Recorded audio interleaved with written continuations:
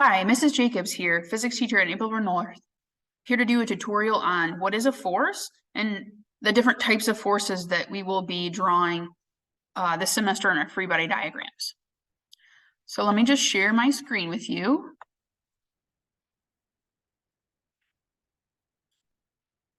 So first of all, what is a force? A force is a push or a pull.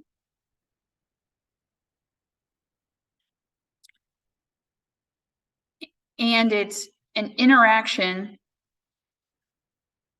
between two different objects. So it's a push or a pull that happens between two objects. So one object cannot exert a force on itself, but two objects will exert forces on each other. And this interaction happens simultaneously or at the same time. Okay, so like right now I'm sitting on my chair.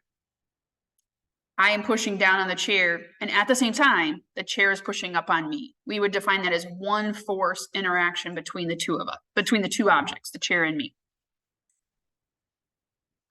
There are two different classifications of forces. A contact force is a force that occurs only when the two objects are touching each other.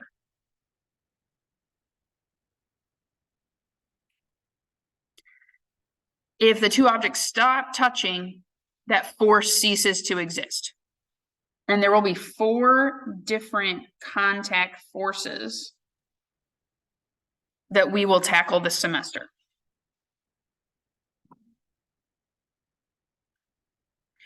A non-contact force is exactly the opposite of a contact force. The two objects do not have to touch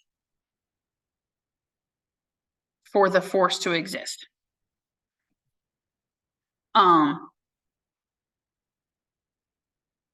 Sometimes these are known as field forces or forces at a distance.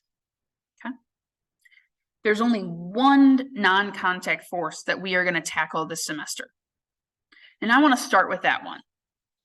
The non-contact force that we'll be working with is gravity. The symbol for it is large F subscript G. Gravity is an attraction between two masses. So any two objects that have mass are attracted to each other, and we call that the force of gravity. The two objects don't have to be touching for that force to exist. So actually right now, you're attracted to every single object in the room where you are sitting. And all of those objects are attracted to you because you have mass and all those other objects have mass. Your bed, your table, your water bottle, your pencil. Okay. Now, those gravitational forces between all these smaller objects are very small in comparison to the gravitational force between you and the Earth. And that's just because the Earth is so massive that it exerts a very significant gravitational force on you, and you exert a gravitational force on it. The Earth pulls down on you, you pull up on the Earth. So for our purposes, the Earth and other objects and all other objects will have a force of gravity between them.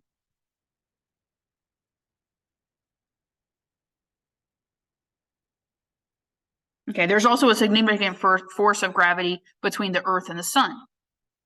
Okay, that's what keeps the Earth orbiting in a circular pattern around the Sun. Without that force of gravity, the Earth would just go straight off into outer space. Okay, there's also a significant force of gravity between the Earth and the Moon. The Earth pulls on the Moon pulls on the Earth. Now, there are other field forces, non-contact forces like magnetic force attraction or repulsion between magnets, north and south poles of magnets. There's also an electric force that's a field force or a non-contact force. Attraction or repulsion between two charged objects, like a positive sphere repels a positive sphere. A positive sphere attracts a negative sphere. Those field forces we are going to tackle second semester. So we're just going to stick with gravity as our one non-contact force for the semester. Every other force is going to be a contact force. The one that most people are familiar with is friction. Friction occurs where there is rubbing between two surfaces.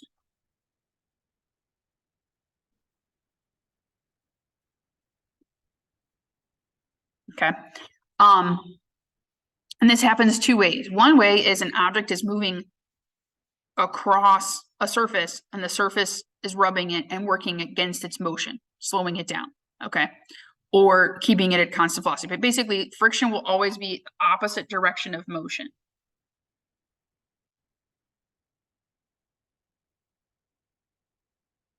Okay. And there's really two classifications of friction. There's kinetic friction. That happens when the object is moving across the surface.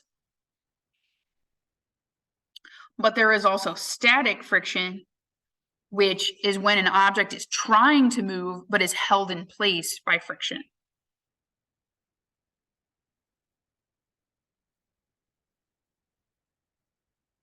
Okay. For example, if you have an object that's on a horizontal surface, it's not trying to move, there's no friction acting on it.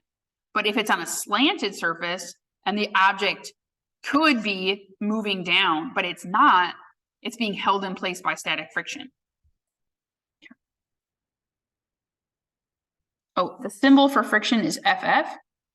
The symbol for kinetic friction is specifically FFK.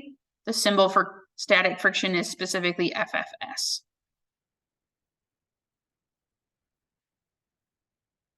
The second contact force is tension. Let me move this number 2 down. And the symbol is FT. This happens when there's a rope pulling. Or a string. Okay. Or a cord of some sort. So anytime that there's a rope pulling, there's going to be tension within that cord. We call that a tension force. The third force is called the applied force. And the symbol is FAP or F capital A. Different teachers use different symbols. Either one is fine. And this is sort of a catch-all term for any sort of push or hit or shove, usually by a person's hand or a bat or a hammer.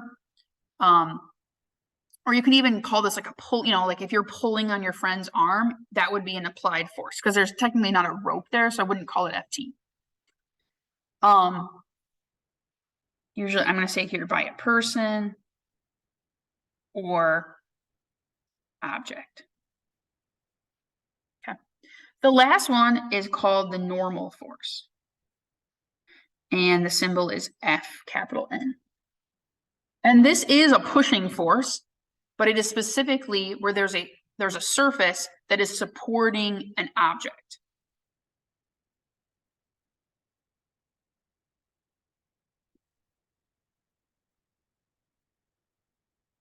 Okay.